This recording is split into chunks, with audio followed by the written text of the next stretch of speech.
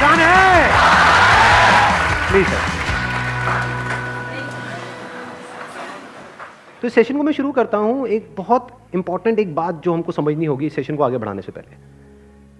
हमारा जो भी एजुकेशन सिस्टम है या जो भी बचपन से आज तक हमारी कंडीशनिंग हुई है, वो पूरा फोकस सिर्फ एक ही चीज के ऊपर है, वो है कि पैसा कमाओ। सब एग्री करते हैं इस बात से? तो पैसा कमाने पे तो सबका फोकस है, लेकिन कुछ ऐसा है जो इससे बहुत इंपॉर्टेंट है, उस पर किसी का फोकस नहीं है। पैसा कमाने से भी ज्यादा जो इंपॉर्टेंट है वो है कि आपने कितना पैसा बचाया। इंपॉर्टेंट है या नहीं है लॉन्ग टर्म में? सपोजिंगली आपने 50,000 रुपए महीने का कमा तो लिया, लेकिन आपके खर्चे हैं 55,000 रुपए के, क्या करोगे? तो कितना आपने कमाया उससे ज्यादा इंपॉर्टेंट है आपने कितना बचाया। कितना बचाया इससे भी ज्यादा इंपॉर्टेंट है कि जो बचाया उसको किस तरीके से इन्वेस्ट किया। ये कितने लोग समझ पा रहे हैं इस बात को? बट ये हमको कहीं नहीं सिखाया जाता है। स्कूल्स में, कॉलेजेस में, घर पे भी इसकी इतनी बात नहीं होती है कि पैसे को इन्वेस्ट कैसे करना है, स्मार्टली कैसे इन्वेस्ट करना है। क्योंकि अगर आपको स्मार्टली इन्वेस्ट करना आता है और आप मान लो महीने का, मैं बहुत बड़ी बात नहीं करता, 2-3 हज़ार रुपए भी इन्वेस्ट करते रहते हो अभी से, इस एज ग्रुप से, which is around 25 years 30 years, तो आने वाले 20 साल बाद, 30 साल बाद पता है आपके अकाउंट में कितना पैसा हो सकता है अगर स्मार्टली इन्वेस्ट करते हो तो? करोड़ों रुपए हो सकते हैं। तो this topic today is extremely important, चाहे आप मेल हो चाहे फीमेल हो। और जरूरी नहीं है ये उन्हीं लोगों के लिए है जिनकी एज ग्रुप 25 साल है, 30 साल है, 35 साल है, क्योंकि इन बातों को सीखना एक्चुअल में जरूरी है at as young of age as possible. यानी अगर आपकी एज 18-19 साल, 20 साल भी है, जो लोग कैमरे पे देख रहे हैं उनको मैं बोलता हूँ, जो वीडियो में देख रहे हैं, कि अगर आपकी एज 18-19 साल है, 20 साल है, तब भी आपके लिए सेशन बहुत इंपॉर्टेंट है, इनफैक्ट ज्यादा इंपॉर्टेंट है। और मेरे को आइडिया कहाँ से आया ये सेशन करने का? मेरे एक फ्रेंड है, मेरी वैसे उनसे बातचीत हो रही, उन्होंने मेरे से पूछा कि यार मेरे पास में कुछ फंड पड़ा हुआ है, मुझे क्या करना चाहिए, उसको कहाँ इन्वेस्ट करना चाहिए, कुछ आइडियाज हैं आपके पास? नहीं, उन्होंने मुझसे पूछा, आप क्यों बीच में टांग अड़ा रहे हो? सीधा ही म्यूचुअल फंड। तो उन्होंने मेरे से पूछा, तो मैंने ये नहीं कहा जो इन्होंने कहा, मैंने सबसे पहले उनसे ये पूछा, मैंने कहा आपने क्या किया हुआ इस पैसे का और कितना पैसा आपने जोड़ा हुआ है? उन्होंने बताया मेरे अकाउंट में अराउंड 4-5 लाख रुपए पड़ा हुआ है। मैंने कहा अकाउंट में मतलब? कहते सेविंग्स अकाउंट में। And it's a huge blunder. और आप में से भी बहुत सारे लोगों के अकाउंट में पैसा पड़ा हुआ, कितने ऐसे हैं यहां पर? सेविंग अकाउंट में इंटरेस्ट कितना है पता है? 3%, 3.5%। इन्फ्लेशन कितनी है? इन्फ्लेशन पता है ना हम सबको क्या है? मान लो आज हम पेट्रोल खरीदते हैं, कितने का है पेट्रोल? कितने रुपए लीटर है? 73। ये आज से 20 साल पहले कितने का था? 20-25 रुपए का। तो 25 रुपए से बढ़ करके आज कहां हो गया है? 73 पे पहुंच गया, तो ऑलमोस्ट 3 गुना बढ़ गया है। तो अगर वो पैसा आपके सेविंग अकाउंट में पड़ा होता तो क्या वो 3 गुना बढ़ जाता? तो आप लॉस में हो। समझ गए? इन्फ्लेशन का जो रेट है अप्रॉक्सीमेटली आप कह सकते हो 6% के आसपास मान लेते हैं, वो वेरी करता रहता है। बट अगर 6% इन्फ्लेशन है और 3% आप अर्न कर रहे हो उस पैसे पे, तो आप कमा नहीं रहे हो, आप गंवा रहे हो, क्योंकि उस पैसे की वैल्यू कम होती चली जा रही है और आप खुश हो रहे हो कि मैं पैसा जोड़ रहा हूं। आप जोड़ नहीं रहे हो, आप बेवकूफी कर रहे हो। तो इस तरह की कुछ चीजें हैं जो हमको सीखनी बहुत जरूरी है। और जैसे मैंने उनको ये बात बोली तो it was a surprise for him. मैंने कहा ये पैसा सेविंग्स में क्यों पड़ा है, इसकी एफडी क्यों नहीं कराई? क्योंकि एफडी में एटलीस्ट 7% इंटरेस्ट है। कहता मैंने कभी सोचा ही नहीं ऐसे, मेरे को किसी ने बताया ही नहीं इसके बारे में, कभी सिखाया ही नहीं। और ये कोई छोटी प्रॉब्लम नहीं, बहुत बड़ी प्रॉब्लम है। मैंने कुछ कैलकुलेशंस करी, फिर उनको मैंने बताया, मैंने कहा अगर सिर्फ इतना सा स्टेप हमने उठा लिया ना, इतना सा जो कुछ भी नहीं है, कुछ घंटे का है, कि जो सेविंग में पड़ा है उसकी एफडी करानी है। एफडी भी अलग अलग ड्यूरेशन की करा दी। कुछ जो हमको पता है कि अभी इमीडिएटली काम नहीं आना है, उसकी मान लो 3 साल की करा दी। कुछ लगता है इमीडिएटली काम आना है तो 6 महीने की एफडी करा दी। अगर इतना सा भी हमने स्टेप उठा लिया तो अगले आने वाले 20 साल बाद कितने का फर्क पड़ जाएगा? Any idea?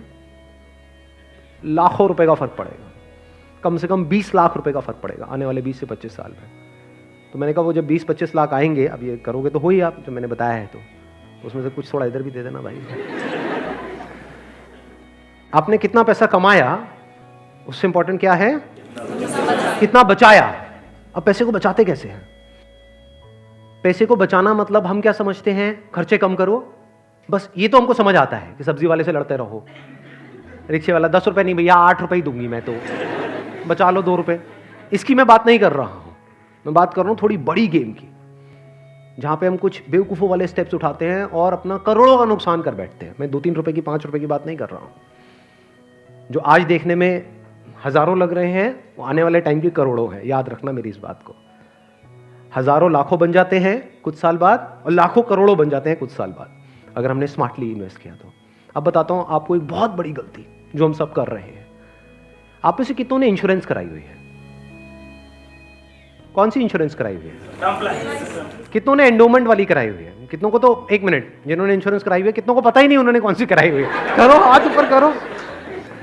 अरे वाह, वाह जी वाह। कितने हैं जिन्होंने एंडोमेंट कराई हुई है? एंडोमेंट पता है क्या होती है? कि आपने हर साल का इतना एक एक्स अमाउंट दिया, मानो 20-30 हज़ार रुपए दिया, और 10 साल बाद, 20 साल बाद आपको इतने लाख रुपए मिल जाएगा। उसको एंडोमेंट बोलते हैं। वही कराई इसमें, हाँ वही कराई है सर।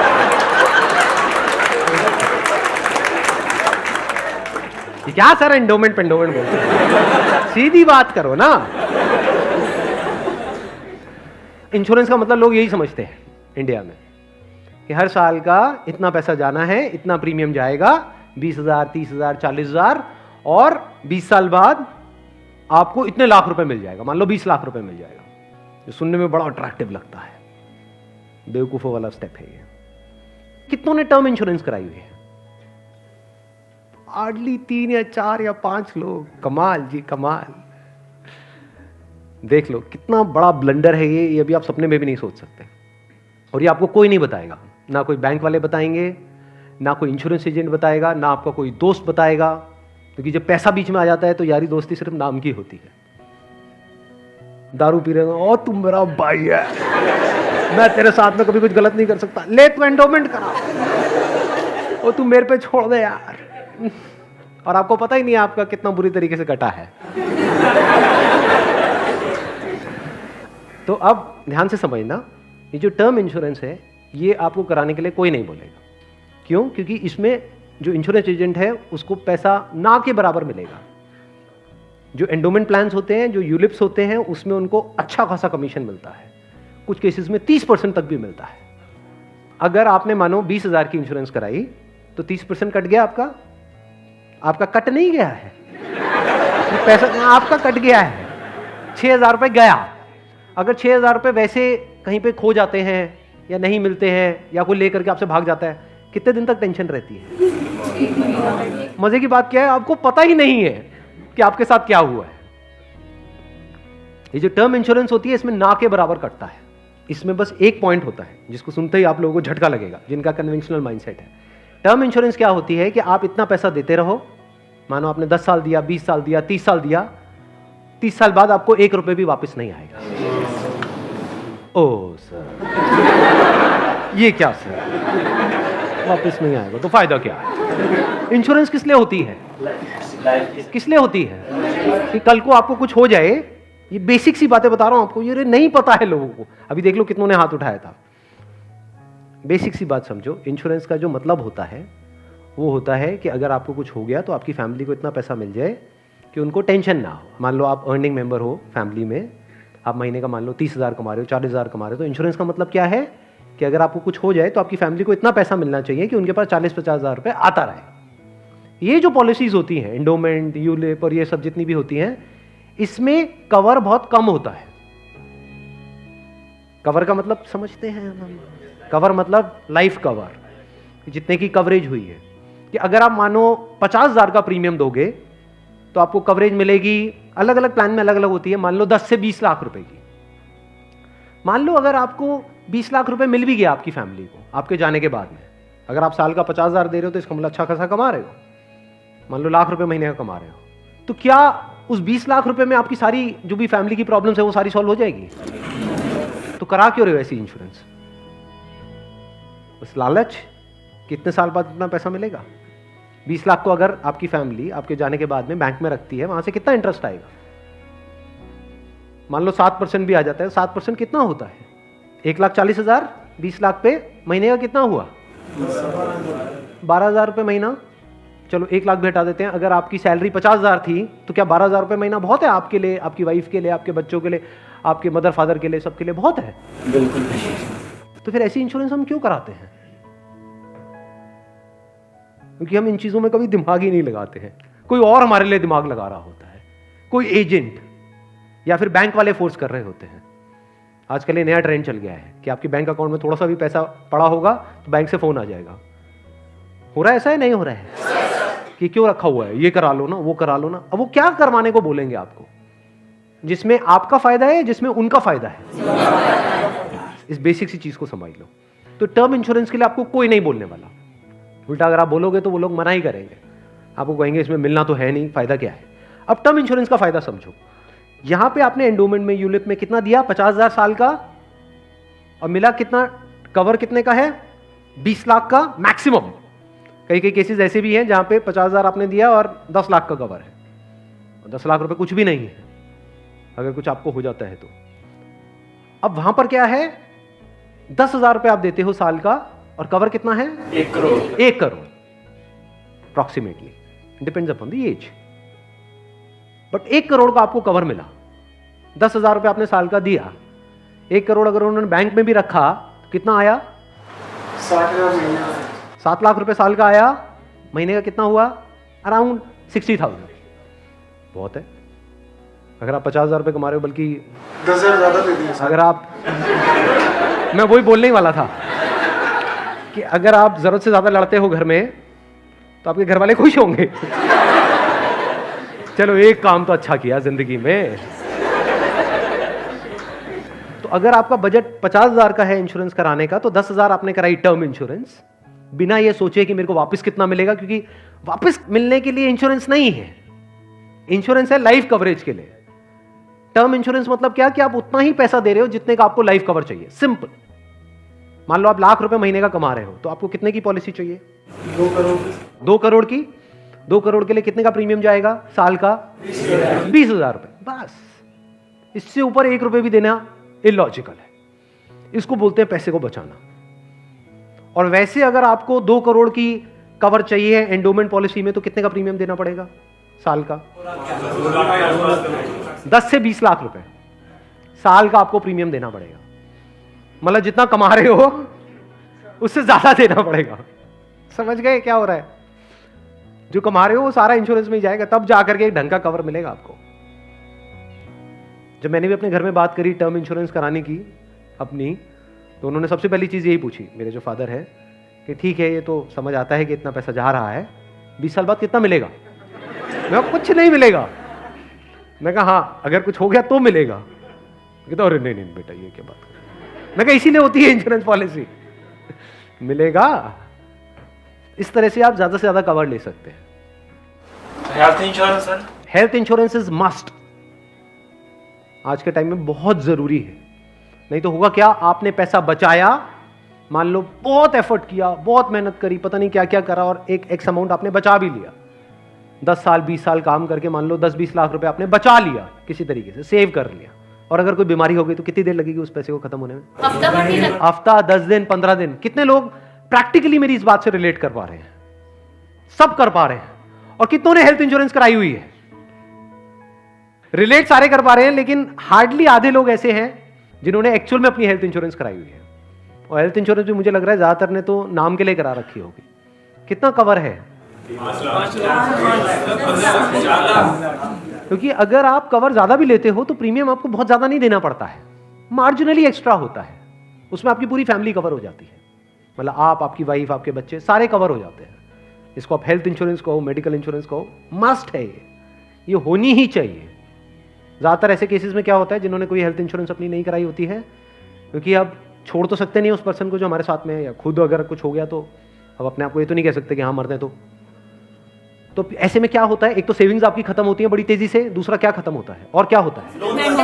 लोन लेना पड़ेगा, उधार लेना पड़ेगा। उस उधार को चुकाने का मतलब क्या है? कि आप कभी जिंदगी में दोबारा सेव कर ही नहीं सकते। समझ रहे हो ये प्रॉब्लम कितनी बड़ी है और कितनी कॉम्प्लिकेटेड है ये? कि मतलब जिंदगी में कभी आप पैसा जोड़ ही नहीं पाओगे, क्योंकि जो कमाओगे अब वो सारा उधार चुकाने में लगता रहेगा। या तो आप लोन लोगे बैंक से, या अपने किसी दोस्तों से, यहां से वहां से, जिससे भी लोगे। अगर नहीं दोगे उनको वापस तो दोस्ती खराब करोगे। और एक और जब बात यहां तक आई है तो एक और चीज, एक और गलती हम करते हैं, we want to make quick money. उससे हमेशा बच करके रहो। जहां भी क्विक मनी की बात हो रही हो, भैया इतना पैसा लगा दो, इतने टाइम में इतना पैसा मिल जाएगा, ये हो जाएगा वो हो जाएगा, वहां से भाग जाओ, उल्टे हो जाओ और भाग जाओ वहां से, रुकना मत गलती से भी। ऐसी बहुत सारी स्कीम चल रही हैं मार्केट में, अनलिमिटेड, और करोड़ों लोगों ने अपने पैसे गंवाए हैं इन चक्करों में। अब आते हैं एक दूसरे एस्पेक्ट पे कि चलो हमने स्मार्टली पैसे को जोड़ा। कब जोड़ा? जब फालतू की जगह पे हमने पैसे को ब्लॉक नहीं किया। जैसे अगर आपने कोई एंडोमेंट प्लान ले लिया इंश्योरेंस का, जहां पे आपका साल का 50,000 रुपये जा रहा है, तो 50,000 रुपये तो आपका ब्लॉक हो गया अगले 20 साल के लिए। समझ गए ना? तो हमने वहां पे स्मार्टली प्ले किया, टर्म इंश्योरेंस कराई, वहां से पैसा बचाया। तो अभी जो पैसा बचा, इसका हम क्या करें? क्या सेविंग अकाउंट्स में पड़ा रहने दें? No use. वो आपका पैसा बढ़ नहीं रहा है, एक्चुअल में कम हो रहा है। वहां पे जो आपके पैसे पड़े हुए हैं वो 10 साल बाद और कम हो जाएगी उसकी वैल्यू। तो करना क्या चाहिए? इतना पैसा जितना आपको लगता है कि यार मेरे को इमीडिएटली जरूरत पड़ सकती है, वो कितना है? जितना आपके महीने के खर्चे हैं, इंटू 6 कर दो। वो पैसा है जो आपको कभी भी जरूरत पड़ सकती है। तो उस पैसे की आपने एक 6 महीने की एफडी करा दी। और एक बहुत अच्छा ऑप्शन अवेलेबल है हमारे पास में, वो है म्यूचुअल फंड्स। म्यूचुअल फंड्स पता है सबको क्या है? कितनों ने ऑलरेडी इन्वेस्ट किया हुआ है म्यूचुअल फंड्स में? बहुत कम लोगों ने। क्यों नहीं किया हमने इन्वेस्ट? पता ही नहीं सर। नंबर 1 करेक्ट इंफॉर्मेशन नहीं है। नंबर 2 हम डरते हैं, हमें लगता है म्यूचुअल फंड भी कोई स्कीम है कि पैसा इकट्ठा किया और कल को अगर भाग गए या बंद हो गया तो पता नहीं क्या होगा। ये पैसा आपका 100% सेफ है, because it is regulated by SEBI. तो यहां पे डरने की जरूरत नहीं है कि मेरा पैसा चला जाएगा, बस हमको यहां पे स्मार्टली प्ले करना पड़ेगा।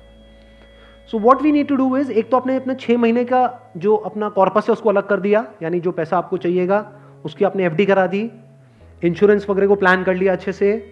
फिर जो पैसा आपका बचा उसमें आप इन्वेस्ट कर सकते हो through SIP, systematic investment plan.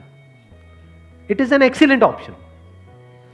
Never try to get into stocks directly अगर आपको बहुत ही डीप नॉलेज नहीं है शेयर मार्केट की तो।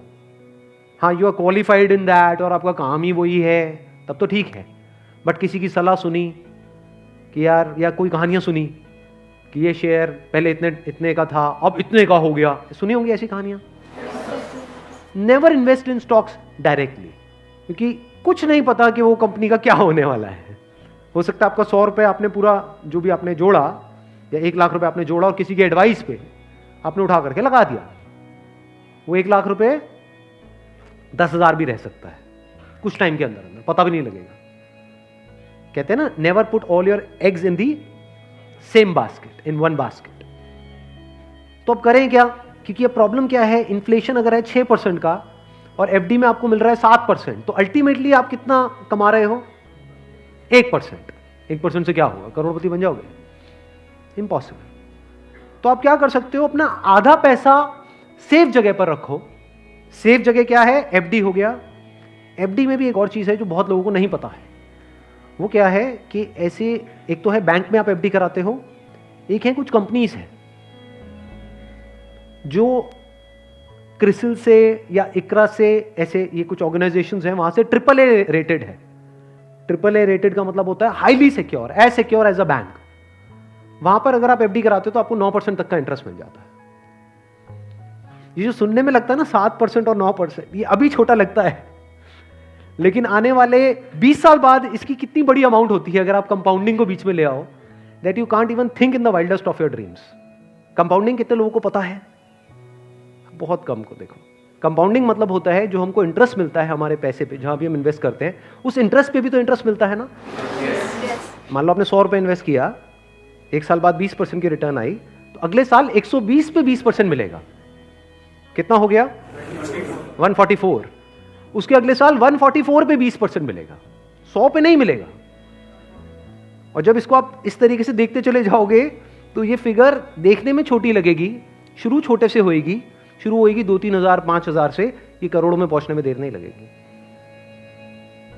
मतलब हर महीने का मैं कंजर्वेटिव भी पकड़ता हूं, अगर 2-3 हजार रुपए भी हम सेव करते हैं, उसको स्मार्टली इन्वेस्ट करते हैं, इतना सा सीख जाते हैं, तो बहुत बड़ा डिफरेंस आ जाएगा हमारी लाइफ में आने वाले कुछ साल बाद। Huge difference. तो आपको दिमाग ये लगाना है कि लॉन्ग टर्म में बेस्ट पॉसिबल ऑप्शंस क्या क्या अवेलेबल है। जैसे आप में से कितने हैं जो मैरिड हैं और जिनकी कोई डॉटर है? तो एक गवर्नमेंट की तरफ से एक स्कीम है सुकन्या योजना करके, सुना है इसके बारे में? That is an excellent investment option. Government की तरफ से सब्सिडाइज्ड है वो, तो वहां पे आप एक्सपेक्ट कर सकते हो 9% की रिटर्न जो गवर्नमेंट की तरफ से मिल रही है आपको, और हर साल का आपके ऊपर है आपको कितना इन्वेस्ट करना है। हाईएस्ट लिमिट 1.5 लाख की है, बट आपके ऊपर है। किसी साल में आपने 10,000 कर दिया, कभी 20,000 कर दिया, ऐसे आप करते रहे over a period of next 15-20 years. उसके बाद में एक बहुत बड़ा कॉर्पस उसको मिलेगा अपने एजुकेशन के लिए या किसी भी चीज के लिए, फ्यूचर के लिए। इसको बोलते हैं स्मार्ट इन्वेस्टमेंट। पैसे से पैसा कैसे कमाना है, ये एक बहुत बड़ी आर्ट है, क्योंकि ये जिसको आती है और अगर उसकी कमाई कम भी है तब भी वो आने वाले 20-30 साल बाद बिल्कुल ऐसा है जैसे कछुआ और खरगोश की कहानी। इमीडिएटली नहीं, मान लो कोई बंदा है 50,000 रुपए कमा रहा है लेकिन वो स्मार्टली इन्वेस्ट कर रहा है। दूसरी तरफ से कोई बंदा है जो 1 लाख रुपए महीने का कमा रहा है, लेकिन ना तो ढंग से पैसा बचा रहा है ना समझदारी से इन्वेस्ट कर रहा है। तो आने वाले 20-30 साल बाद ये जो 50,000 वाला है ये उससे बहुत आगे होगा, ये करोड़ों में होगा, और उस बंदे के हाथ में कुछ भी नहीं होगा। वो हो सकता है डेट में होगा, मतलब उसके ऊपर कर्जा होगा, और ये बंदा ऐसा होगा जो कर्जा देने लायक पोजीशन में होगा। ऐसा भी हो सकता है, ये अगर हम बेसिक से फंडों को समझते चले जाएं तो अब ध्यान से समझना। अब यहां पर हम कहां तक पहुंच गए थे? SIP is an excellent option. SIP का मतलब होता है कि आपने अपना एक अमाउंट फिक्स कर लिया, हर महीने का इतना अमाउंट तो एसआईपी में देना ही देना है म्यूचुअल फंड में। अब म्यूचुअल फंड कैसे चूज करें? हजारों म्यूचुअल फंड है। लार्ज कैप इक्विटी फंड को पकड़ो, वो भी कुछ वेबसाइट्स है जैसे मनी कंट्रोल है, वैल्यू रिसर्च है, वहां पर जाकर के देखो उन फंड्स की रेटिंग कम से कम 4 से 5 स्टार होनी चाहिए। कोई ऐसा फंड है उसकी 1 या 2 स्टार की रेटिंग है, मत करो उसमें, बल्कि ऐसा फंड होना चाहिए जो हर वेबसाइट पे 4 या 5 स्टार की रेटिंग हो। अब आपने क्या किया कि हर महीने का अपना एक अमाउंट फिक्स कर लिया, दैट कुड बी एनीथिंग, 1,000 रुपए, 2,000 रुपए, 3,000 रुपए, 4,000, 5,000, what ever that amount is. SIP के थ्रू ऑटोमेटिकली इतना अमाउंट आपके अकाउंट से डेबिट होता चला जाएगा over a period of next 10 years, 20 years, 30 years. अभी स्मार्ट इन्वेस्टमेंट क्यों है? एक तरफ से मैं इंश्योरेंस के लिए मना कर रहा था, इसके लिए स्मार्ट क्यों है? क्योंकि यहां पे आपका पैसा नहीं कट रहा है, जो पैसा आप लगा रहे हो पूरा का पूरा इन्वेस्ट हो रहा है। इसमें भी 2 ऑप्शन है, एक आप ब्रोकर के थ्रू जा सकते हो, एक है डायरेक्ट जा सकते हो। तो वहां पे आपका 1% और बच जाएगा। मान लो टोटल 1.5% कटना था हर साल का, तो अब कितना कटेगा? सिर्फ 0.5%। अभी 1% सुनने में छोटा लगता है, but over a period of 20-30 years ये लाखों रुपए का होता है। मतलब डिसीजन लेने में कुछ मिनट्स लगते हैं इन बातों को समझने में, लेकिन आने वाले टाइम में यही फर्क होगा कि आपके अकाउंट में लाखों है, करोड़ों है, क्या है। अच्छा, म्यूचुअल फंड क्यों और स्टॉक्स क्यों नहीं? क्योंकि स्टॉक्स में आप 1 या 2 या 4 में इन्वेस्ट कर रहे हो, म्यूचुअल फंड जो है वो डिवाइड कर देते हैं। वो मान लो 50 में उन्होंने इन्वेस्ट कर दिया, तो अब अगर उसमें से एक कंपनी बंद भी हो गई तब भी प्रोपोर्शनेटली जो आपने इन्वेस्टमेंट करी है उसमें उसका परसेंटेज क्या था? मान लो 2%, तो आपको 100 रुपए 98 रह गया, बस इतना ही हुआ। अब मार्केट में सबसे बड़ा डर लोगों को यह होता है जो म्यूचुअल फंड में नहीं इन्वेस्ट करते हैं कि कल को नीचे आ गया तो क्या होगा, क्योंकि नीचे आने की कोई लिमिट नहीं है। एफडी में यह है कि नीचे नहीं आएगा, इंटरेस्ट कम हो सकता है, नीचे नहीं आएगा। तो म्यूचुअल फंड में लोग नीचे आने के नाम से डरते हैं, ऊपर जाने में कोई डर नहीं है। अगर गारंटी मिल जाए कि भैया साल का इतना % तो आना ही आना है और आता ही रहेगा जिंदगी भर, तो कोई डर ही नहीं है, फिर तो सारे लगा देंगे। बट कोई गारंटी नहीं है ना, और नीचे भी जा सकता है। तो अगर कुछ ऐसा हो जाए कि अगर म्यूचुअल फंड नीचे भी जाए तब भी आपका फायदा हो जाए, तो प्रॉब्लम सॉल्व हो गई ना। ये मेरी अपनी स्ट्रैटेजी है, ये कोई किसी बुक में नहीं है या कोई थ्योरी नहीं है, ये मेरी अपनी स्ट्रैटेजी है, वो मैं आप लोगों के साथ में शेयर कर रहा हूँ। आपको क्या करना है? मोटा मोटा स्टॉक मार्केट को ट्रैक करना है, हफ्ते में एक दिन देख लो कि अभी कितने पे चल रहा है। मान लो एक पीक है, पीक अभी मान लो 40,000 है, अभी मार्केट चल रहा है अराउंड कितना? 37 के अराउंड चल रहा है। तो मेरी स्ट्रैटेजी क्या है? जैसे ही मार्केट 20% से नीचे गिर जाए कि मार्केट की ये पीक है, मान लो 40,000 है, अब मार्केट 30,000 पे आ गया है, तो आपने क्या किया? पहले इन्वेस्ट किया हुआ था एसआईपी में, लार्ज कैप्स में, आप इमीडिएटली जैसे ही मार्केट 30 पे आई आप स्विच कर गए मिड कैप में, not even in small cap, mid cap. अब ऐसा क्यों किया? क्योंकि जब मार्केट 20% टूटेगा, सेंसेक्स का मतलब लार्ज कैप्स जो बड़ी कंपनीज हैं, जब मार्केट 20% टूटेगा यानी बड़ी कंपनीज के जो शेयर्स हैं वो 20% से टूटेंगे, तो जो छोटी कंपनीज हैं उनके शेयर्स 50 से 60%, 70% तक टूट जाएंगे। तो जब वो 60% टूटा तो 100 की चीज आपको कितने में मिल गई? 50 में या 40 में। तो जब मार्केट नीचे भी गया तो आपका फायदा हो रहा है। ये स्ट्रैटेजी समझ आ गई? वापस से जैसे ही मार्केट जो भी लास्ट उसकी पीक थी, मान लो 40,000, उससे 20% ऊपर गया तो मिड कैप से आप स्विच कर गए वापस से लार्ज कैप में। ये स्ट्रैटेजी जो है ये मैंने सीखी है वॉरेन बफे से। उनका जो बेसिक सा फंडा है, मतलब अगर एक लाइन के अंदर बोला जाए, वो क्या है कि जब मार्केट बहुत ज्यादा ग्रीडी हो तो डरो, और जब मार्केट डरा हुआ है तो ग्रीडी हो जाओ। बेसिक सा फंडा है। मतलब जब सब डरे हुए हैं तो थोड़े से लालची हो जाओ, और जब सब लालची हो रहे हैं, मतलब मार्केट ऊपर भाग रहा है, तो डरने लग जाओ। तो लार्ज कैप में डर कम है, मिड कैप में डर ज्यादा है। तो जैसे ही मार्केट नीचे जाएगा मिड कैप को सब छोड़ देंगे, उस वक्त आप उसको पकड़ लोगे। तो अब चाहे मार्केट ऊपर उठे तब भी आपका फायदा है, नीचे गिरे तब भी आपका फायदा है। आप वेट कर रहे हो, मैं आज एक्चुअल में वेट कर रहा हूं। लोग हैं डरते हैं, जो म्यूचुअल फंड में इन्वेस्ट करते हैं, स्टॉक्स में इन्वेस्ट करते हैं, लोग डरते हैं कि मार्केट नीचे ना आ जाए, मार्केट ऊपर। मैं वेट कर रहा हूं, जाए तो सही नीचे। समझ गए? क्योंकि लार्ज कैप टूटेगा 20%, तो मिड कैप टूट जाएगा 60%। तो मेरा 100 रुपए लगा हुआ था तो 80 रह जाएगा, उस 80 को उठा करके मैं मिड कैप में डाल दूंगा, फिर आराम से बैठ जाऊंगा कुछ सालों के लिए। जैसे ही मार्केट ऊपर जाएगा, मतलब लोग लालच से तड़प रहे हैं, तब जैसे ही 20% ऊपर गया, मान लो 48,000 पे गया, मिड कैप से हट करके मैं आ जाऊंगा लार्ज कैप में, वापस से सेफ हो गया। अब जो नया पीक बन गया वो क्या बन गया? 48,000। आज की रेट में क्या है? 40,000। अब 48,000 पे 2020 चलेगा। आ गया गेम समझ में? तो यहां से आप पीसफुल हो, नहीं तो लोग डरे ही रहते हैं, म्यूचुअल फंड के नाम से डरते हैं। क्यों डरते हैं? अरे कम हो रहा है, कम हो रहा है, कम हो रहा है। कम हो रहा है तो बढ़िया है, तब भी आपका फायदा है, और बढ़ रहा है तो फायदा है ही है।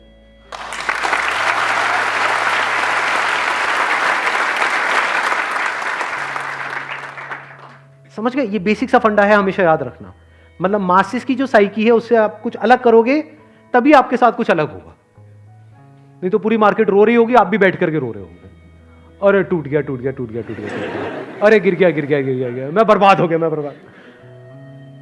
बर्बादी में भी आपका जश्न होगा अगर इस तरह से आप समझ पा रहे हो तो। Thank you so much.